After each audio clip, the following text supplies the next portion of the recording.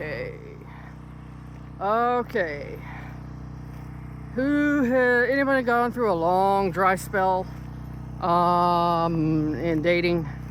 That doesn't apply to me now. I remember when it did. I would have to say my 20s probably. Dry spell, or everybody you meet, nobody you meet seems interesting in some way, I guess. I know I've heard content creators out there talking about, well, hell by the dashboard light said he something about he didn't date it since 2014 or something. Okay, I'm sure there's, I mean, if you haven't dated since 2014, yeah, that's a long dry spell. That's about 10 years.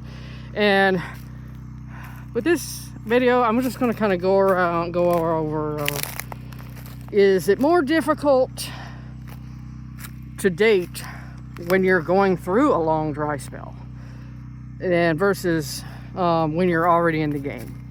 When people are already in the game, I mean, they're actually getting attention from the opposite sex, or they're getting auditions. In other words, they're not, I'm going to use the baseball metaphor again here, they're not just sitting on the bench hoping they're going to be getting called up. They're actually getting called up to take a swing. And now, whether or not every ball they hit is a good one, or even hit a home run, maybe not always, but at least they're in the game, right? That's okay. That when you've gone a long time without dating, you feel like the player that's just sitting on the bench all, you're wondering when your turn's going to be called, or you're wondering if, okay. And I find myself thinking, is it easier to get better results, or better candidates if you're already in the game versus just sitting out? I mean, I'm going to kind of get a little bit into, I know I've made videos, or I've talked about in the past how I don't really get into the whole new agey mumbo jumbo and law of attraction and all that. But this is one book I do remember, and whoever this author is, he got a really good golden nugget somewhere in the book, where he talked about law of acceleration. And it always seems like, and you'll notice this with any goal many times, that the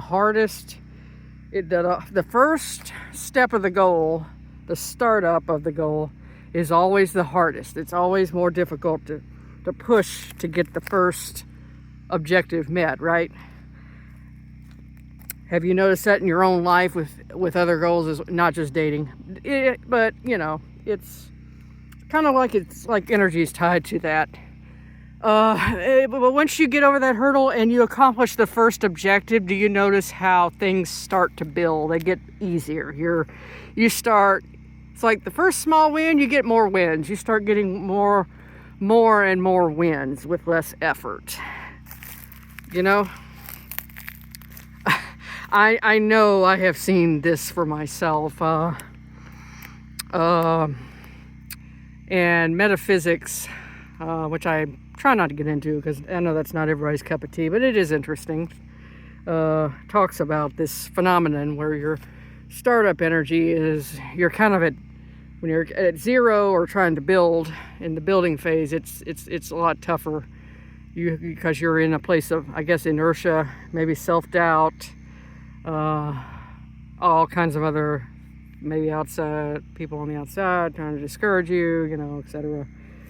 But once you get the first win, it starts building. It compounds. They call this the law of acceleration, or the acceleration phenomenon. I don't know. That doesn't matter. Of course, if you've gone 10 years or more without dating, you probably have a lot of things going on. You probably got doubt, probably feel doubt, discouragement. You might be feeling resignation, like maybe this is it. Maybe this is something I need to hang it up. I'm just going to have to find a new I don't know, life goal to focus on. I don't know. I mean, yeah, everybody, I guess everybody's timetable is different. There's people out there who do not find their forever person till they're past 35, and absolutely nothing they could do to change that. Who knows why? I don't know, the whole world's mysterious. But when you're in the game, compare that to when you're in the game and you're dating actively. You may not be, maybe some of the time you're having a little more fun. But there's a few, I don't know.